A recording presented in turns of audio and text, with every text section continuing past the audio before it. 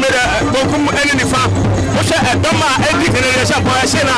Because I Kennedy a phone for the gas of you. Somebody Kennedy a proper for Agyapong.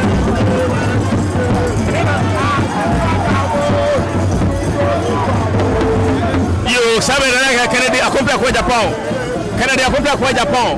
Kennedy, on a pre NPP with the Colonel Kenya. Now, what's me?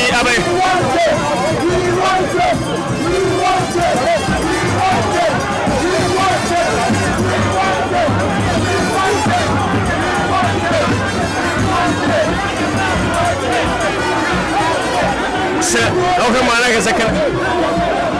I don't know what she can do. Papa. I don't know the Canadian.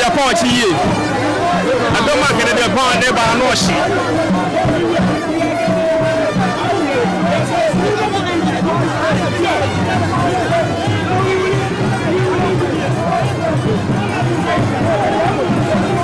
What's I don't know how next second day upon hold on. Baby, I and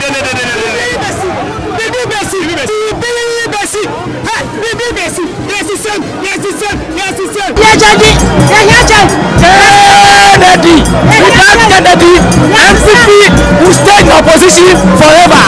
If NPP want power, the redeemer of NPP is Honorable Kennedy Agyapong. Without Ken, no NPP, no NPP, no Ken. Thank you. You, Samuel. NPP that's so etiase. For the record, they will talking. NPP no. Yeah, no nominate. Don't comparable king. I'm NPP. I'm your home. No go home say NPP na ye tie ye no. Ye na no mo tie ye. Ye dan kwa buzia domo. O mo tie ye no. Ene nyame ncha de e da so tiase. Na ene ya ba ye si ye rebuild it. You can say be rebuild and I said, no. And what Chimaka can yes, sir. It's yes, sir, a sin for from. And yes, sir. The moment you better rebuild ya, you better rebuild the one no cre, eso. You better rebuild ya, yen na ya becano cre, actually. And then come on, ya babedi no hano. Obia mamenu will be answering. And come on, ya babedi no hano. Ayan koma ya hwe anim ni aka no kore a kire ye ho se sunsum ni akoma no a Victor Usum de te party aro ankonsa mo de te party no se sunsum no a ni ya hwe na My brother. Wait, the chairman. Thank you so much, my brother. Thank you, and you are doing well. You are fighting hard for MPP. Thank you, Governor. MPP. Thank you. We owe you. Thank you. And we will pay you. Thank you. Thank you. I promise. Thank you, Governor. We thank you for hard work. Thank you, Governor. And we need you. Thank you, Governor. Continue. Thank you. Thank you. Thank you. I appreciate it. Eti the other can say, the akukudro no Victor Usum de te MPP party no. Say we mo ba no ma be boa manfo adi ye. Ah, your friend property owning democracy no. And there sound common in the Babedi no ha. Seven previous I am penning for Mudi and many other Unia can crash your home. Sabra yenya to me no. Saku could draw or pepper. See a dear barber some month for. I'm a month for no Eddie ye no. And no near ya na. Yabaria Unia Busia was our question. Now see a Busia one question one. Near Busa said, time where to me my first one. No. Ye refi man for no and I ye refi man for no. Taxi drivers no money to me my ye. Tractor drivers no money to me my ye. And Mabuno ni Mabawa and Brantia our Muko Jina and Jude so mutu abama ye no. Time where condition a boy ye yenya konyatna so one ye refi womo. Ye no kremie ho. Nene yabani ase baba ni no kura. Sabi dia ya ka kire ye ho an se nyame ya dom na mrantie maba wa sam ye tumi biodi a ma ye remfi ye ho e se fi ho dia ene emre bi baba from wo ma se de na no ye hu na blekumai yɛn pese besi sɛ bio siasi a property owning democracy na siya nananom ana wɔn ɛte party so wɔn de ba bɛboa na JJ Rollins nipa bɔnefoɔ wagye apia menka ne company waguno Tata Brewery waguno siawaja waguno na sɛ yɛn MPP foɔ se yɛba ni aba bɛ gye tumi ni agye tumi a yɛde abɔmanfoɔ no ɛho ban na sɛ manfoɔ no ma yɛ tumi no ɔkyena yɛfa pen ne paper sɛ mmerewa ne mmaba a wasika a wɔn apɛ agu hɔ sɛ wɔn kɔ ɛyɛ pension wɔn bɛdie yɛde tumi agye from nsɛm a sɛ nipa wɔn bɛto aba ama yɛn a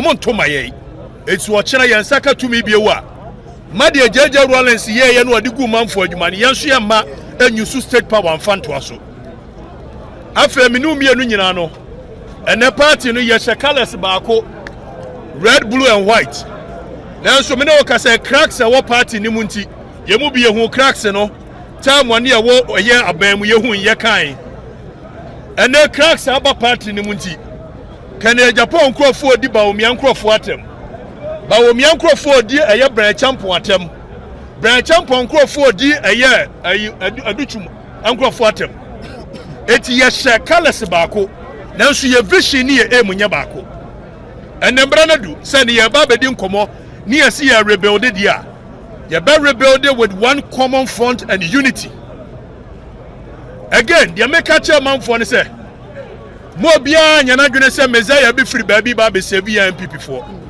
Messiah biara ne baabi a Messiah ne yɛ wo ɛyɛ me ɛyɛ yɛ nyinaa wia no obi amfa nhyɛ no sɛ ane yɛnya tumi ne yɛ anhwɛme yɛnya tumi ne na yɛ sei enti na si yɛ rebuild party no a menka ho bio yɛn nyinaa yɛ ka ho ne yɛ bɛ rebuild tie ne yɛ mabunu ne maba mo ntie ne yɛ power is not given it is taken enti ne yɛ gyina ha yi sɛ ɔwɛ na obetimi ayɛ bibi ɛwɔ party ni mu ɛyɛ organizer na obetimi ayɛ youth organizer na obetimi ayɛ sɛ yɛ chairman na obetimi ayɛ constituency adwuma obetimi ayɛ no fa ho bɔ afɔdeɛ ma MPP ebisa Ghana be rise biewa we must rise if MPP will rise again we the youth must rise etinye de meka kire eye MPP mabunu ne se MPP ne da so tiase God bless the new patriotic party God bless Ghana and God bless us all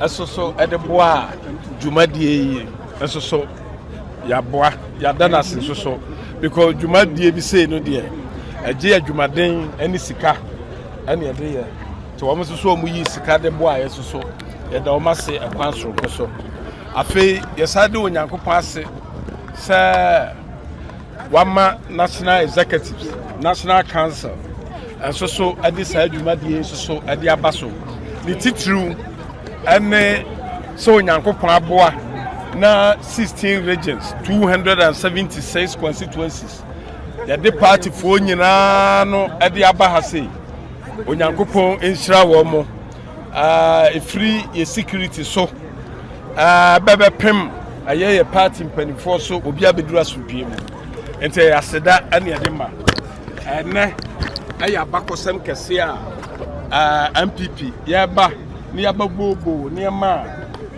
ye dwen se ye gitumu e betimi aboa ye party no aye 2028 so mo be kai aye 208 abra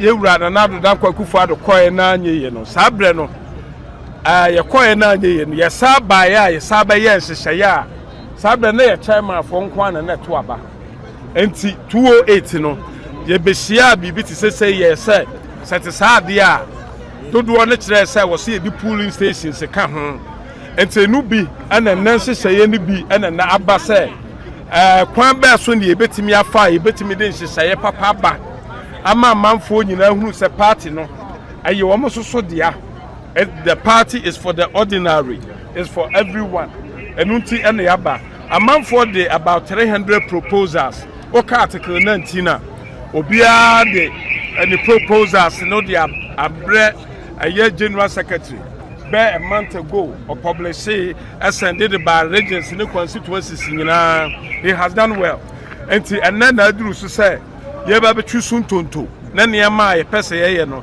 yatimi agi atum na timi ama ya hoden na yatimi aboabo ye hu ye for 2028 enunti ana yaba enti na ayasumdwe nko. Is the NPP ready to win back power in 2028?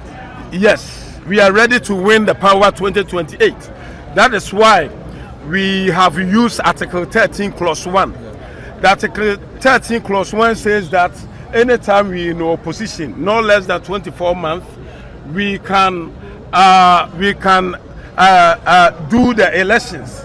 So because of this, the National Council have make a decision that on January 31st, we should do what do you call it? The presidential primaries first before any elections. As for this, it's happened in 1995. You know, the Fourth Republic, 1992, when Professor Dubois went for the election, it was left only 3 months. So after that, the party realized that we didn't have much time to campaign. Because of that, 1995, when the J.A.K.O.4 also won, you know, we went, that time is about, at the same time, about 6 months. Okay. That is why the party, you know, make the law that Article 13 Clause 1 will be good. So 1998, the same people who voted 1995, because that time, their time wasn't finished. So the same people who also voted J.A.K.O.4 in 1998. And we went to the election 2000. So it means that he has 2 years clear month to campaign. You see, that is why the party, we find it as essential at the moment when we are in the opposition that when we do the presidential primaries first, it will help us, you know, for us to have more time, you know, to go for the election 2028. That is why at the moment the National Council have made that decision. That one is different from today's one. Yeah, so that's not up for discussion today. No. It's a purely, that one is a purely, is the discretion of the National Council to make that decision. Okay. So that the 1st January, I think that it will be good. Then we have a lot of things like minor and major registrations and stuff. Then we can concentrate. And so many problems also in the party and stuff. You know, that's it. So we see Muntamua. Now say, and we do what you say. And you know, so when we vote, no matter whatever, big party like this, we cannot think the same. That is why somebody also have to bring his idea, somebody have to bring the idea, but at the moment the National Council has made a decision, so that one has finished. No matter whatever, it will come to pass for us to have the leader in 31st January. Thank you. Okay. You're too about here. When your first time as a Mayuku, you did you we are now more towards the preparation for election 2028. And that conference, you know, you may dear some quiet bedi and say, you had sacrani into Tuyaka Eba Yukudim. Near maybe I did say Yayano and Kania, Yesania, yes, the same way Beboa. Now maybe I did say a trust here, a Beboyano, and no time Rebecca. You be free, the NPP will leave this place much more stronger and more formidable than we came here. And it will be the beginning of our march towards election 2028. The P no be a cancer, the way I must see, that's a bit fever. I am when you can say candidate back. Sans some amount for cannot. What don't you want to say? More metal banana, more iron anymore. This someone decided on my share be fever candidate back to me on share. It means that Oman first and share and back running a Kotoba, Messing Thomas, our candidate now. Minimum candidate who are but another decision, a vote. Oman more hand be voting. So mo vote for Shishaya no na sa wudi say san Shishaya no favor candidates bia and ti assess sa candidate no the ballot box sisi wa sankofo na beto abaye dey amano me na wa mente za so I seminar we catch mo wie no the MPP nkabo mu ne ekuru ya mo hwe na manyuko no dwuma de mra wie no bonya sa de no nkabo m soro nkokura ebi nsida den pa because yeko we saa na yɛte yɛn ɛyɛ kabima mi kebi kuo ɛyɛ kuo a yɛ committee obi aka na adwen yɛ kuo wei wontumi nkɔ obi kasa boa nhyɛ ne yɛmu ɔnte aseɛ nti first pa na yɛn nkɔla no ana yɛdi party n'akyi no yɛkɔ meeting na yɛtumi kɔ meeting anɔpa 6 yɛbɛpɔ anadwo bɛ 2 am kɔsɛ obi a bɛka na adwen asɛm bi nso yɛbɛto so aba saa na NPP yɛteɛ yɛma ho kwan mo bi akabi mo bi akyɛ na adwen ama yɛde dodoɔ adwen yɛ den ɛyɛ adwuma enti sɛ wo sɛ afa ne afa nka ɛsa ne internal elections ma ɔyɛ mu hyehyɛw saa na yɛteɛ yɛto aba wie yɛabɔ sɛ yɛgyina aka bom yɛn opponent yɛ wɔpɛ ɛna yɛ NDC yɛn ho deɛ yɛ nuanom ka akoma to yɛ mu yɛn hyehyɛ yɛ nneɛma ɛhyehyɛ wie a wobɛhu nka bom soro kɔ yɛde bɛyɛ adwuma na woka NDC na wohwɛ ama mu nhyehyɛ a wɔn hyehyɛ yi anaasɛ wɔn yɛ wosɛ MPP mbɔtumi akɔbɔ na wode ɔmo yɛ ɔfɛ wobɛtumi aka adeɛ baako NDC fo ayɛ ɔfɛ adeɛ baako ɔmo baeɛ a ɔmo yɛ a yɛgyina yɛ bɔgye ɔmo so no ɛyɛ dollar ɔmo se ɔmo de aba fam nso ɛnɛ yi dollar yi Bank of Ghana paper so ɔmo se 10.3 wate obi a wetumi nya dollar atɔ 10.3 wɔ man yi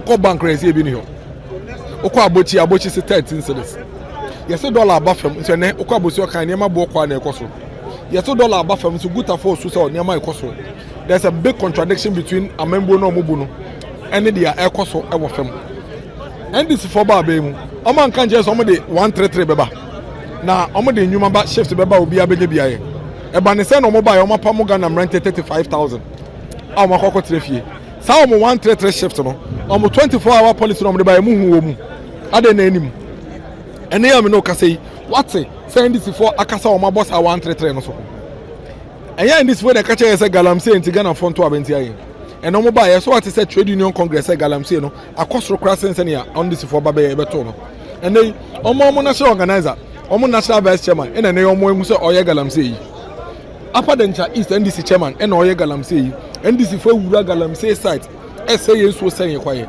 ɛyɛ scam na ɔmo de aba bɛto yɛ nti amembo no deɛ ɔmo ntumi nyɛ me nuaba ɛne me nuabɛma ɔmo ntumi nyɛ but yɛyɛ de yɛ wɔ democracy yɛnya to aba mɔmo yi yɛyi ɔmo firi mu a ɛnyɛ yie yɛnya botere yɛn nso yɛ hyehyɛ yɛn ho yɛayɛ bi pɛn policy bia ɛyɛ soronko ɛbɔ ɔman bi abɔ NPP na de baayɛ o de bɔ baako bɔ NDC for policy baako ɛso bɔ paa wate sɛ ɔmo ba ɔmo bɛyɛ aman yɛ sɛm wɔ Ghana ɔmo de aba bibia yɛ MPP munya botere mfomso kakra ne baayɛ momfa nkyɛ yɛn yɛnya surahu bebree ɛne pa yɛtumi yɛ ɛbɛbɔ ho ban yɛyɛ ntumi ayɛ no so a ɛno nti ɛma mo twe yɛ so no yɛsua bibia firim yɛboaboa yɛn ho ne yaba ne yɛayɛ ne yie ɛkwan foforɔ so. I went to the opposition. They succeeded in organizing 2016, 2017. They came back. So it looks like they are able to organize themselves, marshal their resources, marshal their efforts, and then they'll bounce back to power. But my worry is that anytime they are in power, they tend to forget their past. So you have arrogance, disrespect, greediness, avarice, what have you. And eventually they'll go back into position. So I am pretty sure they will bounce back. I am pretty sure this tradition will bounce back. But my prayer is that when they succeed in coming back, they should make sure that these are things which have militated against our growth. And therefore we should respect each other. We should treat each other as a brother and sister. We should be very careful. We should be mindful of our comments and utterances. Arrogance, we should eschew arrogance. We should eschew avarice. We should eschew complacency and what have you. Anything short of that, this tradition would run this country for so many years to come. Do you think the constitutional reforms alone are enough to address this? Oh, personally, it has been my position since 2007 that no amount a lot of amendments or recommendations. My position, which has been very consistent, that it should be one man, one vote. Every card-bearing member must be given the opportunity to vote and to be voted for. That card-bearing member must be given the opportunity to vote and to be voted for. So that if you take Ablekuma, for instance, if the NPP is able to get about Ghana about 40,000, and then you have about 15,000 card-bearing members, it is the 15,000 card-bearing members who are going to elect the constituency executives. They will also take part in the selection of the regional executives. They will also take part in the selection of the parliamentary candidate. 15,000. How are you going to use money to influence them? That is the problem. And people are not prepared to appreciate this problem. So should we scrap the electoral college? Oh, for me, we need to. And that has been my position, very consistent from 2007. So exactly what is happening over here, I'm around. But I'll not run away from my position. One man, one vote. Look, imagine yesterday you read in the papers that 2 members of the party are taking the party to court. What determines that they are members of the party? When was the last time did we issue a party ID card to members? When was the last time? And you know the number of human beings who are members of the New Patriotic Party. Members, I'm not talking about animals, so I'm talking about human beings. Number of human beings who are in the NPP in Ashanti region, number of females, number of males. No, we need to do this home thing. It's a homework we need to do first. Before you could consider amending the constitution or not. So, whatever we are doing over here, well, I am here as a member of the party. I'll throw my weight behind it. But deep-seated, it should be one man, one vote. Nothing more, nothing less. Me say, menka conference no de. Mo afre me say me former director of communication. Nti aboa no so a, na no so a onidi ntwa suo. Nti me mpre me ho nka nsem me brebe yi. Yentwen mo aboa ha mu yensantwerefo obrikyire hunu ade de. Wo behunu mu atensem no. Kakra metima ka no. Amanfo bebre nso say party no emunyo sa. Na amanfo mebre a wo kan de na kwati say nsekuro na wudi o. Yes de de ko hinifa. Ye utu mira no akire sia utu no. So amanfo no hwan. Me a me gina me nka sa. Wo so a interview me wo so nka sa. Nti amanfo no hifa. Oti ase ba de tie ne se e ka de oni ntuma nka egura safo. So oti ase eni nti obi betumi akire na dwen sa. Na se ne esen ne tekrema kora kono. Etomre bia ebetumi abasa. But enkire se asomdwe enim. Asomdwe wom. E de na ndisi ensimu. We to mane. But eduru ba bi no mu no ne ma kikire na o ma baban mu.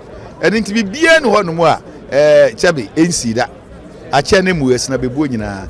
Yemfa oman ho do. Yemfa no kuredie. Yemfa nyamisuro. Na party ni yanwene party ni Ghana fo homom. Enche ye nia yenkura eyedie. Me a me gina wa mo ne meka sei. Obia ni me se me bo wa bawomia. Me da bawomia. Nanso se me wo bawomia enkyere se meka bibia tia kana Agyapong. Kan so wasom. Bra champion asom. Educhuma asom. Kwabena Agyapong asom. Boachi Agyapong asom. Yabo amasom. Na mpanimfo ya chitafo nyina obia ton wo mo se ne esitie na ye bewie no. Eye party ne be yenkunimdie. Enti me gina ho no masere. Ese ye nyina na chia ne mu ese na bebu akonya na aba ne nyina ye pre. Ti dede ba kokoba ye nyina no. Krobofo ma de a edi entina wo se ye kon. Ye nya botre. Ntokwa bia ni ho. Ikana shey. Dia metumi aka ni se nyame adom. Nia ya no kan ye NDC fue kan ye nsema hodo mo kan ye galamse ye ba samjoy kwaso 1 week na boso menson afedi agensemu bokuntokwa wo mo de to ye nso enne IGP mu a ye tutuo boni kan mu na mo si yi levy yakoka ho asem yi na de mo ba ye a wo mo si de 1 cd 1 liter ananye sa anya sa ne tie enne ba bia koduri akakabinsem ye de mra na ye adwuma o mamu ye sori ye so obi say dapo say japo no a cheche say de okopengwa no mo enema ekoso no time ani ntina disi fo no enya akono eni atenka so mu nyaman no a ombeba na emom nimdie eni adwene o siedi buo no wo mu ansusu ho nti age wo mu nsem nti ye hyehye enema yie epa yia inshallah eye 2028 the next president in Ghana is going to be His Excellency Dr. Mahmoud Bawumia inshallah. One word pina ekase aye mo former president mienu na na do dan kwa kufa president ko fo mo nyina enti me pm dwumadi na se na wo senka mo twen nanka mo wo ha na ko ma yesa dwumadi no nti ase mo ni ha no amana to sini sanse mi wadwen kire won the bida what say mo ye no mo be ye zoom yi nkoma edi akiri yedi nkomo ewa akiri eni ade eni timpanifo no wo mo mpaibo ene taye akiri wo mo sunsum ne taye akiri ye ntimi nyi wo mo akwa wo mo kwan wo mo twaye ene nam so enti ye mpese bia wo mo ni na na akufu ado for instance me no ka say oni yo mayi mu no adi ka tia ne na achi dadaada ye wura akufo so ni ba bia ne mfie duro eya olman nyame ene ono adwempa ne oman ho do ene nyamisuro ena akora no mfie de wo twene akire de ya wo so ne mebrebe nanso so no wagye pini so ta ye akire ne de ye mfa ye no mom de metima kana no say yewura Kennedy accompany ko Agyapong na ne kasamafo ono so nyanwa yenhwe say the campaign ne say the adwumadi ne sitie your expectation and say today MPP ho entini wa ha se ye be ye nhyehyɛ na ma MPP ho ayɛ akɔnɔ na ebuaba party no ho na party na tima fa ne ntoma pa yɛ de efra political party de wani so ade ho se obagi tumi wunya tumi na ɛsɛ bia budi opɛ bia wa ideas ne policies a opɛ bia obetimi de ayɛ de aba te say de hia yɛ party to from the Agyapong camp ne say party no bɛka ne ho ayɛ de abom asomdwe bɛba party nim ebu bɛba party nim na party ne ho ayɛ akɔnɔ na party ne ho ayɛ akɔnɔ menu yɛ de okra akɔ a obetimi ayɛ de awini election ayɛ de ama party no ɛno na sese ɛho hia yɛ minim sɛ yɛwie di asɛde ne mo amonim no mo ba yɛ fam fo no bia sɛ mo de Kennedy ba yɛ bɛto mo de Kennedy ba yɛ bɛto ɛno de yɛwie na nhyehyɛ yɛ na party ni gyina me de minim sɛ Ghana fo ne party fo na bɛhyɛ Kennedy Agyapong ne wonyam no no so the franka na kwama party no gyina na 2020 because I've always maintained that we have only one common enemy the enemy nyɛ yɛ ho so the enemy and the opponent is the NDC the ruling government one more na bosha o mo share no e say fa no one by one e hwe so onu mutimi ye de one more ntima anya e wo say we have to put them to straight accountability the kobasa ya nkasa ye ko ye ho menteme ho ase e skimi against ye ho a utimi se mfa so bi anya de emba nti we de ye besre sasomdue bokọ na ne ehise ye bewie no ye wie bibia me nim se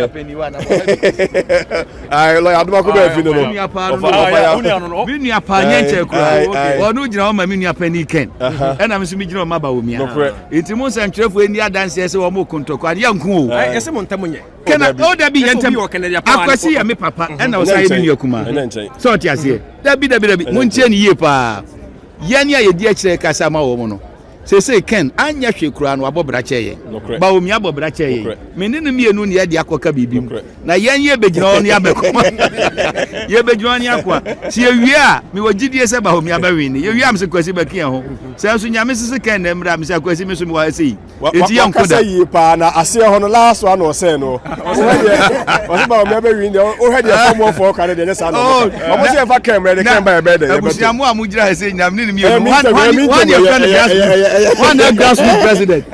One grassroots president. I'm going to introduce you no all for me. Let me say bano. Hey, it's papa. Now our papa to more than one and all family. Mama kaka gre. Ya da bunyina. Oba. Hanti. I think say some sort or nyina ya kan ho abom na yakope to me. We da say. MPP kasama for so ko gina mu kwasa nka wapre MP na ni na aja mo nyina MPP adwuma na no mo ye ana ehwe adwuma die na wo PRC MPP nhye amodi agu akwam kan Japan side eno mo say bibia boko erade ado bibia eda from pa I think say nyina asema akopɛ ne ye ka se koye nyina hia unity form for the omo kan ne say mo de kan Japan ba on beto amanity ye hwe party for so mo be the form for hwe na me gidi se ora kan Japan ebra wa bo e wo man mu in parliament when you man here ka say over 8,000 employees why na just say yenko ye ni mun kodu 2028 now employ ni over 15,000 we nyina ye nyoma amanfo behwe no mo dey make your decision ebium o hwe Ghana ha sei oma boa ya kabimam kabi amomu a ona Okatakyie Japan o ka ho bi he spent over 24 years in parliament wa born homode oba MPP mu from 1991 he's been one of the biggest financiers our support ya ceremony ade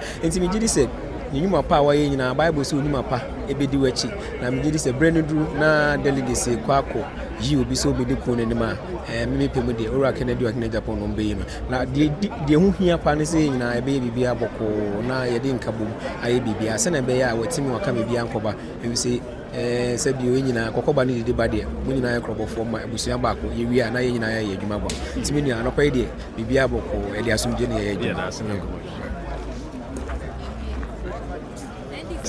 Abandonment no ni America say dua enyawa ebe wo ni no ye ntwa ye tunase yade we yade aha MPP pa wa wo MPP pa from 206 ubedi hu adanse and the MPP of 1996 MPP of 1998 MPP of 2000 and MPP of net.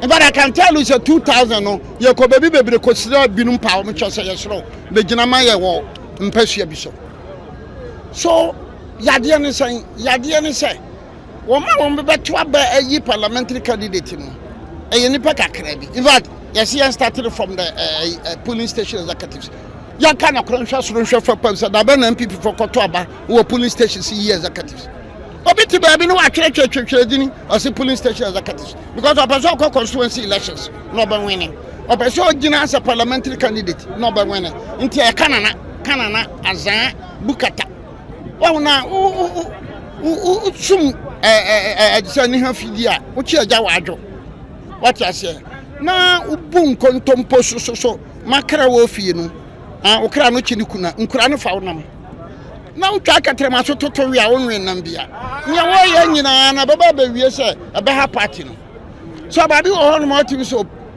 parliamentary candidate we ne ho afon nipa ya de ne kwa ye belusu nso agya delegates akoto amana wa kwa wani tiapa se ye kwa ye belusu ampanyina mpa pan ne walusu because obia nya kwani ntimi ntubi kakre delegates ne ba ma be mo ne ba ma sikire ne ba ma be ntoma abi how do we have to run a party like that? Inti se wuni bidia o de na mementi na ho na delegates no ampi no oba no ama be mo asikire bi kura man ska ma no koton chense na general election ja memeto aba aga se me kwasea. We should accept this as a reality.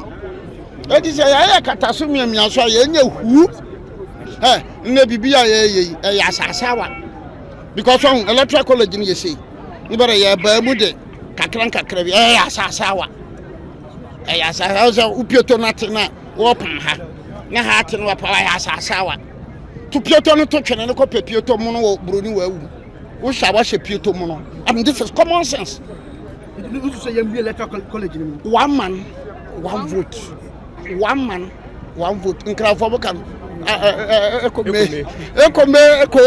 vote. But finally, on top to down approach, what drink I've stated my position. I don't say that. That is my personal position. I may be wrong, I may be right. Mother be young femme frassier. Young chile, we are seeing people for dini. You may be ID card into back party office.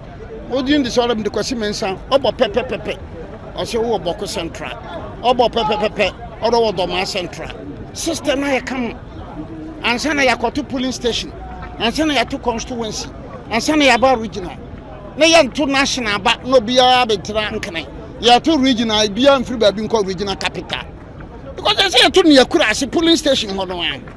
O ga say no kura ni say ya polling station registration na boys na ba hono ba wa.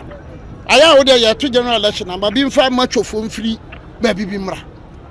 But you know, no basa yantu ababere polling station elections here we. Oboa, onto baby bibia azan polling station bi wa papa, mama, oyere, okunu, ma, omna polling station executive. How possible? So you been both from NPP and NDC. But I've been saying this. NDC tried it in 2016. But the job I said that it was a very good thing. But just that the timing was wrong. So this suggestion I am people from Kwan. I'm people in this now. Okatakyie them we are on be year and be refi. Yes, you have to check. Honorable Akwasi Konadu, Onoso na jaya no be. Honorable ene dwumadi ekoso na se mode atodwa. Na yenhwe ne ye former president ahodo ananka mo ba be di amanyuko nanim nyina obi antimi eni ha. Bisika se komo ntwen ene mpanifoma yenhye a sabro nyino manya. Ohu na sa na mo ni ha bi no. Ohu se betima ha na se timi ha. Dwumadi no. Me ditumi se omo honhom taachi. Omo bie ni ho a program ya ye omo akoma enjoso. Obi akoma joso. Se bia ye ni pei. Eye dania no a ye be coincide ba ko ana amienu.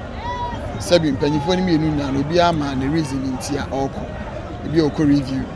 Ebi a bibi na ato no mpofimu a ehia se woso oko. Ena party ni hihye de aba.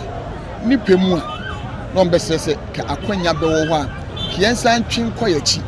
Nebi omaba ba mi se mpanyifo no mu nyina atena se esedi nkomo ekoboso doso ne hu ni se wonyina age atu se oni ampo honhom tachi. I've seen some before. Tinzi yakọ takrade mampanyine kofo no ni ho. He spoke ema ye telecasting in live. I think that it's been done almost severally now. So they say we should not even take this as a matter of discussion, but as a matter say the crime ben so na ye free ha ye koyi no ye dia hoden sonko odon sonko enkabomu sonko entiasia baako the most important thing ye de be free akọ because anyema nan ya mebbo so anywhere it becomes difficult for us. But me ditu say ye free University of Ghana stadium en free enkom na ye de anigye odo enkabomu entiasia ɛne ahofama ɛna yɛde kɔde akɔgye tumi 2028.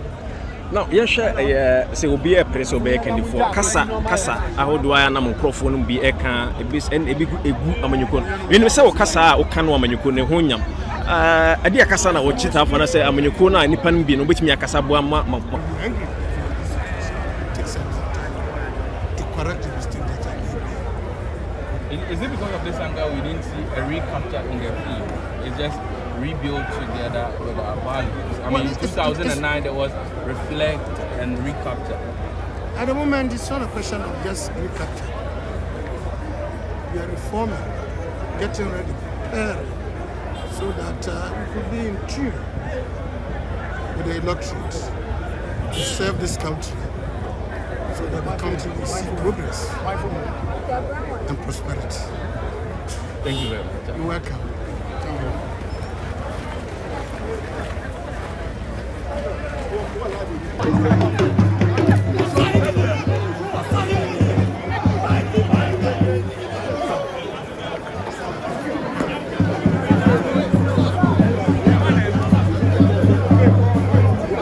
Bi eni ho a how pa na say NPP conference ayaba no ye ba se ye be den wo hwe ne fariba ya efiri hi ne ba ye election ye lucy Okatakyie committee den Okatakyie committee koye no ba ye no say o say me call around the country no enyoma say na party for hwehwe almost mo constitution enyoma bi wo mu a enkoyie ebi ni de super delegate last 2 years ye no edin sem bebre bai and the super delegate no munyimfrim way party say yaje Okatakyie committee report atum and almost set it up their friend no Frank Davis committee so no so NGG proposals from the around the country now on your day yen share amendment a party force yen to our constitution and a Okatakyie committee no recommendation no Frank Davis fire mo be kaya ye ko Kumasi 3 years ago say ko recommend the constitution yen tumi anye enti na no yaba say no ya hwe afenyo marking committee Frank Davis committee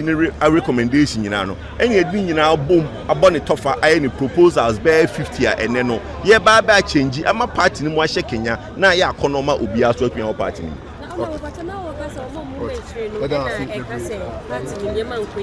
but we've seen most of your party people Boba Kudi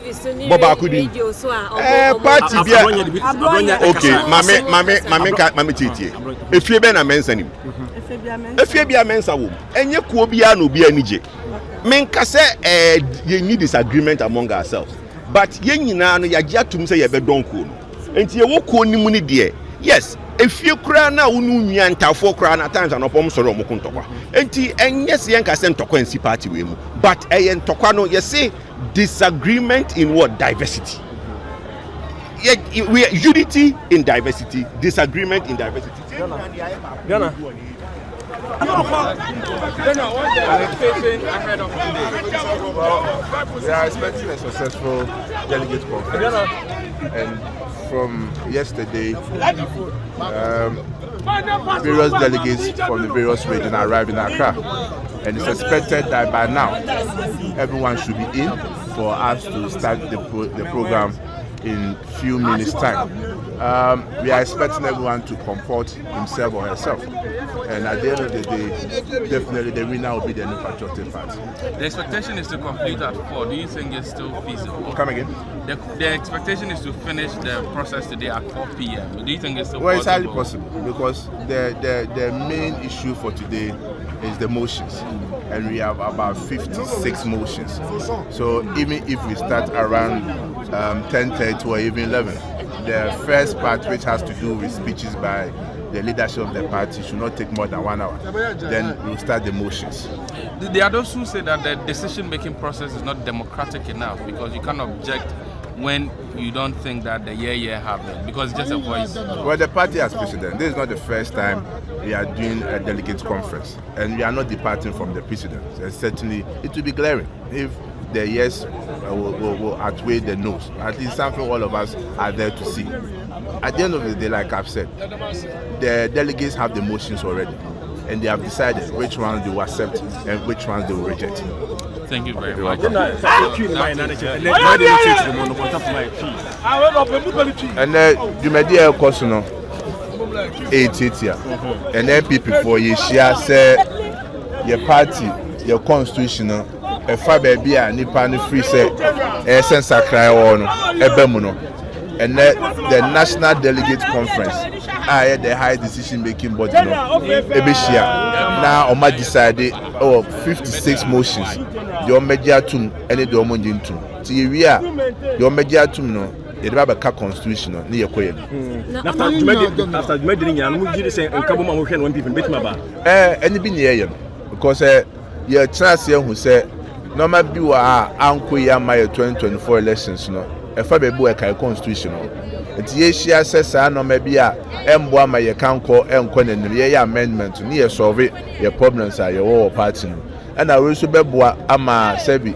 Presidential prime minister yes on January 31st next year no we the first stepper yes say be en sakra man the pado do also enya kwan ti mato abanim to we nyina ya de a ehye de ba ebebo amakabo aba party no former president 2019 ya be na president for na Nana Akufo-Addo mo nyina eni ha omo enya nsanso bo ena dwumadi amudi omo sunsun atachi omo ahwo de tachi empo musika kura so tachi na omo agi atum se ene ye de broni friend virtual no omo edoma no dusem ebema party for nyina medamase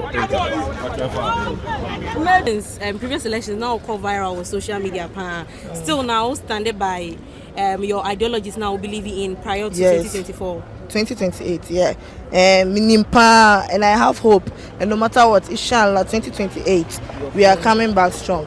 We are setting up everything to be perfect so that everything will go well on 2028 election. Now, a lot of candidates, a lot of big weights in the party, almost standing as presidential candidate.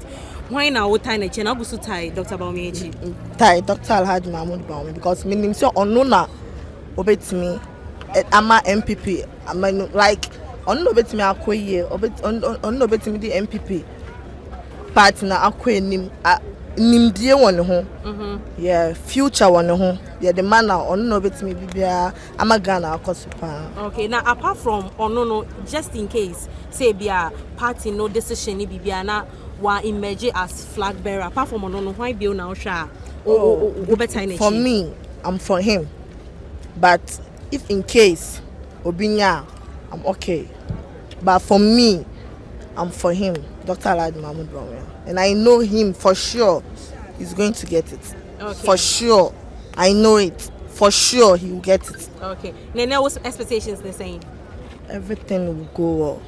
Everything. And I know for sure everything will go perfectly fine. Because MPP are mine. Like a peaceful, a peace, a party pa I'll join. I want to say, I want to join at the party. And see, baby, because of come on. Okay. All right. Yeah, that's it. That's it. Na me General said yeah mama how come say yakobo no e mo hu say bia the way I see your campaign man people no obi besu 8 my obi oh e bomb hu but me so en fa me hu because aja open no eno na wakoma pe eno onim say e be point na odi eche enti enye say obi bomb hu ana say dem nyanka obi be bomb hu anka o ma bomb hu de ka me jai enti enye ade a me jai party no because me say me benefit here enti enya ade a me sign me chi say me ko di party for free chi onu no ye party we ye party pa o join onu say wa join at pa enti me give you up for me I benefited for free SHS my sis also benefited from it so we are not giving up we are doing what we intend to do. No matter what, giving up is not our portion. Never. All right, thank you. In fact, my and a referee number. So far, we be our objective. The Moses na the model by now. What do you want? First, what time I saw your fake kakra and I said, "What do you do?" Kakra. See, I'm fun. Say, "Moko in the head count." And I said, "Voice note." No, say, "Do do na said that be Peninsula." And also, must happen that for him their banner. Now, amendment me time. Me say, "Hey, and say any yani and jitu." Amendment never also. The ebia oha yintu ebi oha bebre ye mejatu nti eno de sa to me no conference for the ultimate power of the party no any day MPP e wuja no ho emre bi na wo hu ne nei oh You see, and summer is see 2024. I mean, that's what we say. 2024. We are saying for Nanya. Any MPP nkwa. We are saying for Nanya, and I'm saying. Asetremu eye edema we are saying. Ghana. MPP na ti akonya so. Ye lose. Senegal. Michael Sarr on the net akonya so. Omo lose. Mauritius. They are not Yakunyaso or Luzi. Almighty ANC or South Africa. Senior coalition, necessary Omudu Bobia. Comus or Muluzi. They say a man and your Monqua enable. Who the call or my year democracy at Intima. Conservative Party of that since yesterday, I'm so much impressed that even though we are in opposition, but what I've seen that people have rekindled everybody, and it means unity for victory is coming, and we are building the party together of our own values, and these are some of the things that we have to do, and I'm happy it's happening now, so that from tomorrow going, everybody will know that NPP is still strong. You have been with Dr. Bawumia during the thank you talk. Going to the delegates or to party officers at that smaller unit, and now having this bigger unit after the loss, how important do you think it is to the reorganization of the party? Yeah, you are aware that today we are just coming to do an emergency general meeting conference to make sure that there are some amendments we want to do within our party. Everybody is talking about what we call one man, one vote. And I believe that if there's a universal choice of a candidate or candidates for members of parliament, that's the way to go. But we are starting it slowly. There's an amendment that we are coming to consider today, a lot of amendments, and I'm very sure and certain that we will consider most of them, or almost all of them, and then we move the party forward. When we went round for the thank you talk, we realized that our people's morale was very low. And today we are going to now lift everybody's morale. And as I've always been saying, the work is on the ground. So that we go together with them and work. And then choose somebody who will lead us as quickly as possible to move the party forward. So that we can check the government in power of all the SSs and the things that they are doing. So that's the most important thing in the rebuilding. And we are rebuilding together. And today's function is the beginning of the building of our party, or rebuilding the party to recapture. You talking about unity, you work closely with Dr. Bawumia. Do you think that it's important to have a symbolic sign of show of unity between the persons who have so far raised their hand to contest for the presidential primaries? I think there's unity. You see, it's the followers. Some of them they love the people more than even themselves. But we are talking to everybody. And if you are not united, it will be difficult. Even if you bring Jesus Christ to come and lead the party, there will be a problem. So we are hoping and we're talking to them. And I believe in NPP. I believe that immediately after the flag bearer show, which I understand is slated for the 21st of January 2026, immediately after that, they all will come together. They love themselves. All the people who have come up to stand. There's no enmity among any of them. So the most important thing is that the way we also talk to our followers, I mean the internal followers. This is an internal brotherly fight. It's like chieftaincy. When the chief dies and they want to put a chief, the same thing happens in the family. We see family members just trying to stroke one another at the back and say all sorts of things. By the end, we all join together and move forward. But it's very important to us that we have to rescue Ghana and put Ghana back where we left it. Now, Dr. Safed, your major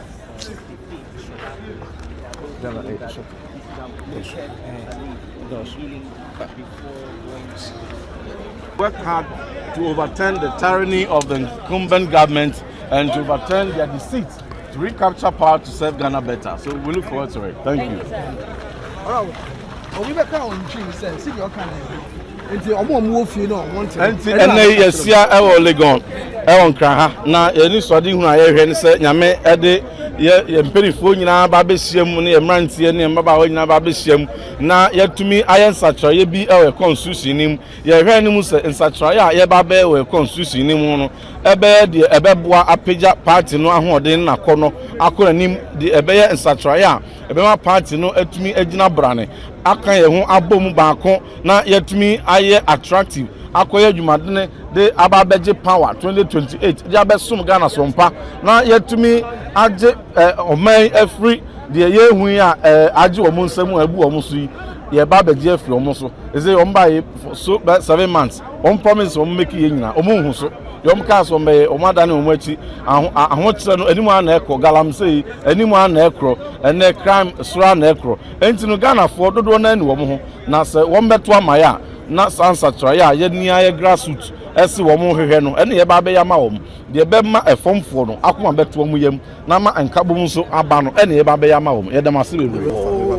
In fact my hwemo na me refi numbers so far obi our objective the Moses na the model ba nyina wo de wa mfa so watena ma so Agyapong kakra na se bi wadi wadwuma de kakra se yem fa ne se mo koy ne head count and answer voice note no se dodo na ka se da bi yem pene so a eno so mo san peda fofo yim de aba na amendment a me time me say se ye ni nya na agitu se amendment ne do so di ebi o ha ye yin ebi o ha bebre ye mejato nti eno de sa to me no conference for himself the ultimate power of the party no any day MPP awuja no ho amre bi na wo hu ne nei oh you see and some are see 2024 am the so visa service 2024 e wo wiase afa na nya enye MPP nko e wiase afa na nyina enam se asetremu eye eden ma e wiase nya